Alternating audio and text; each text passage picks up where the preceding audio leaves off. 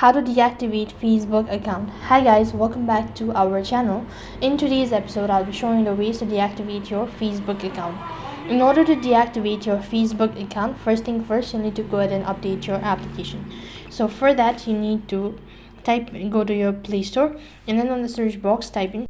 So instead of open, if you see update, which indicates the app needs to be updated, and after you're done updating your application, click the open button and then log into your account. Now to begin with the deactivation, you'll need to go ahead and tap the tab bar icon from the top left and click the gear icon as well.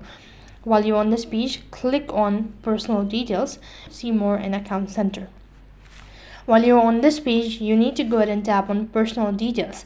After that, you can see account ownership and control. Once you do that, you'll be able to find two different options, that is either memorialization or deactivation or deletion. Go ahead and tap on deactivation or deletion, and then select the particular account that you wish to deactivate or delete, and select deactivate my account and click the continue button.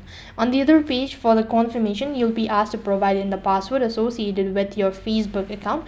Once you're done providing the password, click the continue button, and then you'll be receiving a statement stating that for 30 days your account has been permanently deactivated.